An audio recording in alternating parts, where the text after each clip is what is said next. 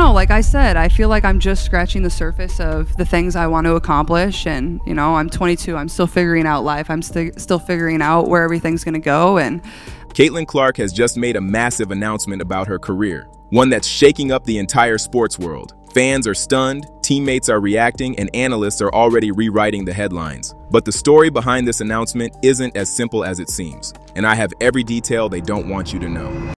The rise beyond records. I honestly didn't realize it until everybody started going wild. And it's just cool to have so many people in the stands that, one, appreciate women's basketball, but they understand the history of it. From the moment Caitlin Clark stepped on a college court, she didn't just break records, she demanded a recalibration of how people saw women's basketball. At Iowa, she rewrote stat books, scoring, assists, volume shooting, usage. She piled up numbers not merely for highlights, but to challenge conventions. Her highlight reels didn't just go viral. They became reference points. People began to expect brilliance in women's games the way they expected in men's. She bridged audiences, the die-hard fans who craved nuance, and casual viewers who suddenly saw that women's basketball could be fast, dramatic, unforgettable. Her collegiate success never felt just like an individual surge. It became symbolic. She embodied a narrative that women's basketball wasn't a sideshow. It could be fast, spectacular, emotionally resonant, and commercially viable. Every triple, every deep-range shot, every assist turned into a breakaway dunk seemed to send a signal. The sport was ready to occupy center stage. The idea of playing at the margins, of being underrated, overlooked, seemed to diminish in her shadow. But dominance of that caliber carries its own weight. When you reset the ceiling, people expect you to keep ascending, to never waver. The leap from college to pro is never automatic perfection. But for Clark, it came with elevated scrutiny. As the #1 overall pick entering the WNBA, she bore not just her team's hopes, but the hopes of a league, a fan base, and a new generation curious if the college spark would translate under brighter lights, stiffer defenses, and greater physical demands. Her rookie season offered both vindication and warning. She delivered big usage, standout games, clutch plays, but she also met new variables. Fatigue, the adjustment to longer seasons, defenses geared entirely for her, mechanical tweaks, and wear. Every night she faced the challenge of being the hunted, of having to prove that the college narrative was not a fluke. That ascent was never going to be frictionless. So when she now steps into a period of silence before a huge announcement, that moment feels far from random. It carries with it the weight of everything that got her here. Records shattered, expectations elevated, audiences grown. The announcement isn't just a pivot, it's the next chapter in a narrative already epic, and it's worth noting just how many records she's already rewritten. In her rookie WNBA season, Clark shattered franchise and league rookie records, 769 points, the highest by a rookie, and 337 assists, breaking the prior single-season assist record. She set the single-game assist record, 19 in one game, became the first rookie to record multiple triple-doubles, and led her league in both assists and three-pointers. She compounded those feats with high usage, relentless court presence, and the ability to take over games. But records only tell part of the story. The real pressure comes in expectations. Do we expect her to maintain that standard forever? Do we judge every future move, every injury, rest day, uneven night, against that impossibly high first year? That's part of what makes the huge announcement moment so loaded. It is framed not as a reset, but as the continuation of a journey people already believe is destined. Moreover, the audience she built doesn't just demand brilliance, it demands meaning. The silence before an announcement becomes too loud. Every rumor, every tease, every cryptic phrase will be dissected compared to her past, projected onto her future. The announcement must do more than land. It must honor expectation, offer direction, and reassure that the narrative arc remains intact. In short, the groundwork before that moment is monumental. She didn't just rise, she rose under pressure, under watching eyes, under narratives already in motion. When she speaks next, she'll inherit not only her own words, but every history, every assumption, every anticipation that preceded it. The huge announcement is not a sudden fork in the road, it's a turning point in a story already in motion. The question isn't just what she'll say, but how she'll carry the weight of what she's already done.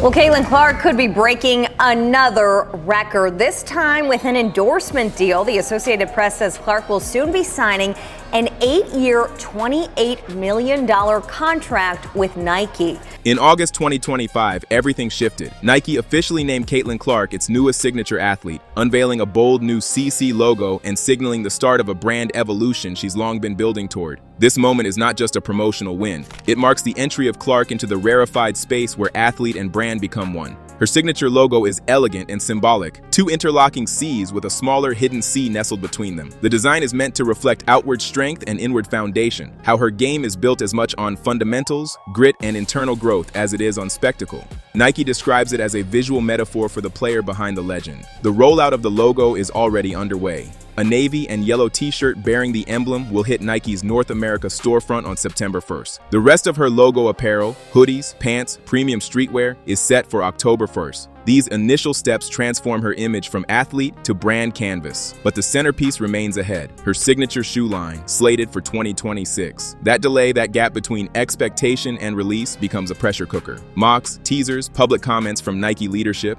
they've all heightened anticipation. Fans and analysts alike ask, will this announcement simply bring the signature shoe? Or is she preparing something broader, an expansion of role, voice, and legacy? Nike is already signaling more than basketball. In Indianapolis, a massive 30-floor banner unveiled Clark's face and logo, dominating the skyline. Her silhouette, her initials, the colors. They stake her visual presence in cityscapes. She transcends the baseline. She becomes a symbol. Yet branding cuts two ways. The moment one becomes a brand, expectations proliferate. Image must be controlled, consistency becomes a mandate, marketability becomes part of identity. If this announcement is about more than shoes, media, equity, ownership, legacy, that adds weight. And the silence around when and how that shoe will drop makes every rumor louder. Already, Nike has released player-exclusive PE versions of classic Nike models tied to Clark, particularly Kobe iterations in Indiana Fever colorways. These are customized versions, not full signature models. While they maintain buzz, they fuel frustration. Why do limited PEs exist while the official signature line remains pending? That tension underscores just how careful this next step must be. On top of that, just days earlier, Nike's press release positioned Clark alongside A'ja Wilson and Sabrina Ionescu, placing her in the lineage of WNBA players with signature status. It's a nod to legacy and a challenge to carve a unique path. When this announcement finally lands, what she reveals and how she frames it will send signals to fans, to the league, to brands. Is she stepping into leadership, creative control, equity? Or will this be about product, release, collection? The next message will carry more than just specs. It will carry her vision. Because she didn't become Nike's signature athlete by accident.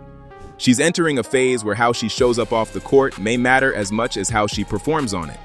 And in that space, every detail, image, timing, language, rollout, becomes part of the story she's taking control of. The injuries and the vanishing season injuries.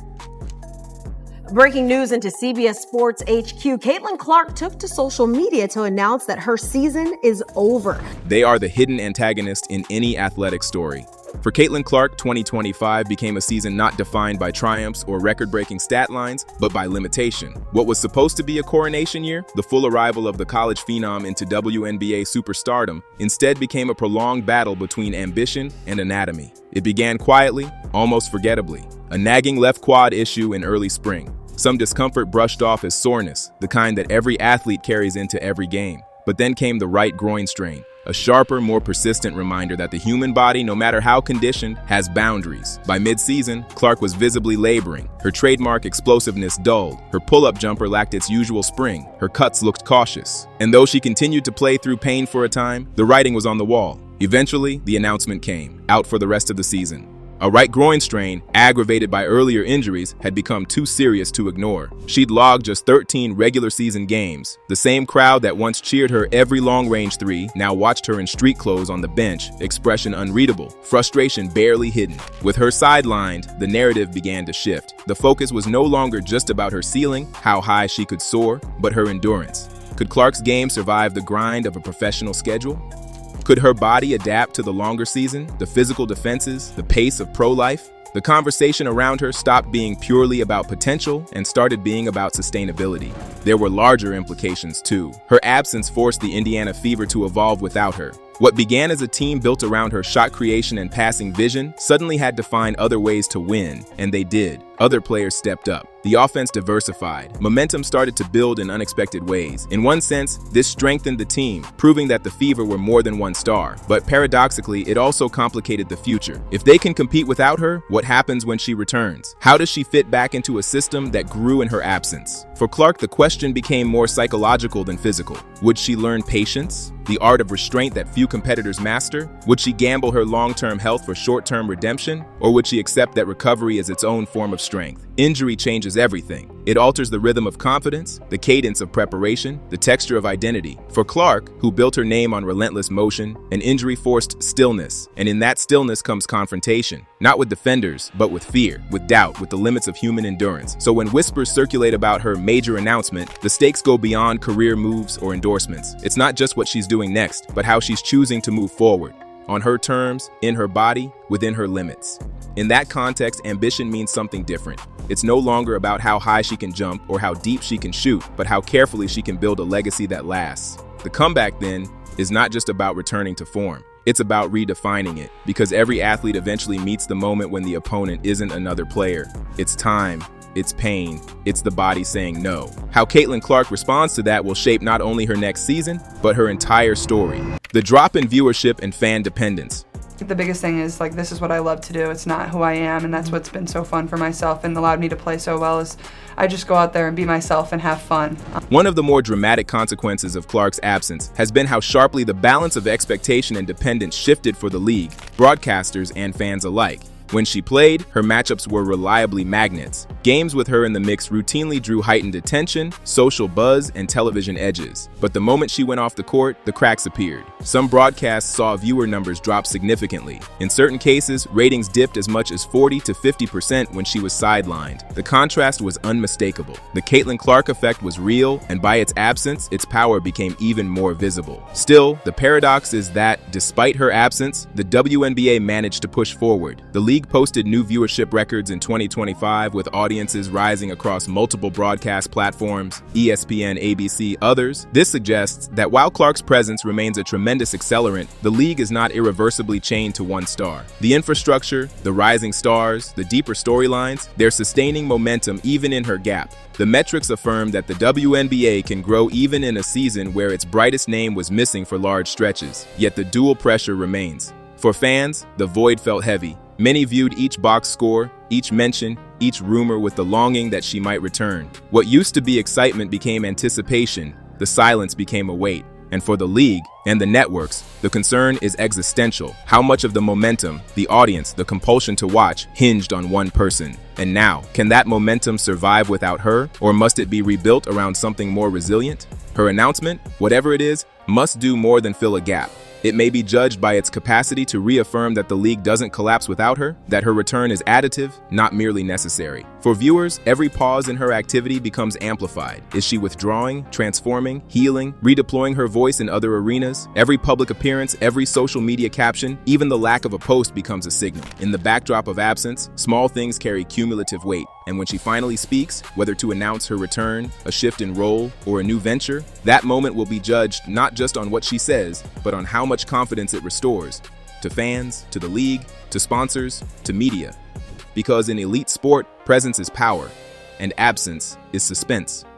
The silence before a star's return becomes narrative territory. The questions aren't just when she'll come back, but how. How fully, with what limitations, on what terms. And whether the league, the viewership, and the fans will still rally around her in the way they once did. So the moment she steps back into the light, or pulls back even further, that moment won't merely be seen as a homecoming. It will be evidence. Evidence of what watchers valued, what the league invested, and how deeply her narrative had become entwined with women's basketball's trajectory. The time off doesn't lessen her significance, it sharpens it, and whatever she says next will carry with it the weight of absence, expectation, and the unspoken pressure to make her return feel inevitable. Loyalty, future, and foundations. You know, I don't think we would have had the type of success that we had if it wasn't for the friendship or the empathy people showed one another or the next man up mentality. Like, that was shown across the board in our locker room, whether it was, Caitlin Clark's rise so far hasn't just been about breaking records or putting up big numbers, it's also been about choosing a foundation. Through injuries, hype, and pressure, she has repeatedly reinforced a loyalty to the Indiana Fever, suggesting that her next moves will build upon what she's already established rather than starting over somewhere new. In mid-2025, amid outspoken speculation that she might want out, Clark quietly shut the door on trade rumors. She made it clear in press and interviews that she sees Indiana not as just one stop, but as home. "Hopefully I can play here for a few more years," she said, speaking from heart with sincerity that cut across standard athlete speak. It wasn't just about geography or comfort, it was about meaning, community, legacy.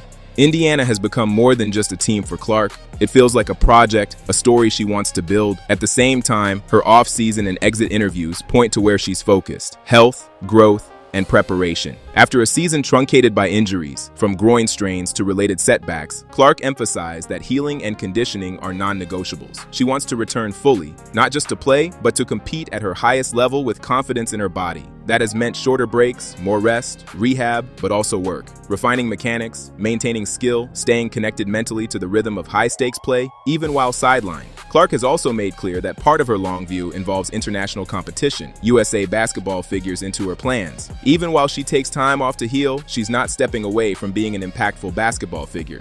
The off-season isn't merely downtime, it's preparation, strategy. Whether or not the huge announcement will involve national team aspirations, her role beyond her WNBA duties is increasingly in view. Branding, identity, and community also factor into what's coming. Her signature deal with Nike, the CC logo, and increasing visibility have made her more than a player. They've made her an icon. But beneath that visibility is a woman negotiating what it means to be her own brand, with values, expectations, and a sense of purpose. She has shown she cares how people perceive her loyalty, her impact, and how she carries herself. Every statement about Indiana, every reference to playing here long-term, every comment about contributing to culture, those are signals. They hint that her announcement might include something more than personal career decisions, perhaps vision, leadership, and influence beyond the court.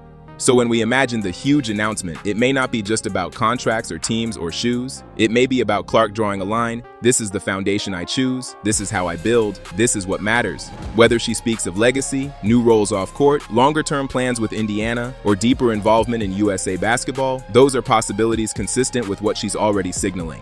And importantly, each suggests that she's not reacting to external pressures but steering her own narrative. Leaks, rumors, and teasers. So much time here in this building this season, just trying to get healthy and trying to kind of just get back to 100%. And honestly, it's impossible to stage a moment of this magnitude without speculation taking over. In the weeks leading up to the announcement, whispers swirl like wind through a canyon. Some think she's angling for international partnerships, perhaps an NBA crossover, global media deals, or equity in overseas leagues. Others expect the story will land on the long-teased signature shoe finally arriving. Still others suggest she might hint at semi-retirement or pivot into coaching, team ownership, or an executive path in women's basketball. Because nothing is confirmed, every cryptic post, evasive interview answer, or public appearance becomes a spotlighted moment. Phrases like "stay tuned" or "soon" take on the weight of prophecies. A single social media image, a shadow, a logo, a silhouette, is parsed by fans and media alike. What does it mean? The announcement becomes less about the content itself and more about how she positions herself within the narrative she's been shaping all along. Teasers are traps. They promise without delivering, they build expectation only to risk disappointment. The longer the silence stretches, the greater the appetite, and the higher the peril of underwhelming revelation. The gap fuels rumor. Was it really about the shoe? Or will it surprise us in a different domain entirely? A media platform? Equity ownership? A role beyond the court? The ambiguity allows both wild optimism and harsh skepticism to coexist. The danger is that by waiting, the moment itself becomes retrofitted into public conjecture. Fans and commentators will fill the silence with their own projections, trying to force her narrative into pre-existing molds. Every small move, a handbook, a handshake, an offhand comment, is scrutinized for hidden meaning. The announcement must do more than land. It must recalibrate expectations, assert narrative control, and still leave space for evolution. In the end, this isn't just about what she announces. It's about what she signals, how she frames her identity, her values, her trajectory. Because in the quiet before the reveal, the tension isn't just in what's coming, it's in what we believe she can become. When that moment arrives, it'll carry not just product or role, but the projection of years, fandom, pressure, and possibility. The moment of truth. You know, for myself or whether it was for somebody that came in mid-season and got hurt, like it was always the same. Like you always care for your teammates in the same manner. So, obviously AB was tremendous in that role, and I think she had a... All the threads lead to this moment, the huge career announcement, because behind it lies heritage, her record-breaking past, brand, Nike and identity, adversity, injuries, expectations, viewership dependencies, and speculation, rumors.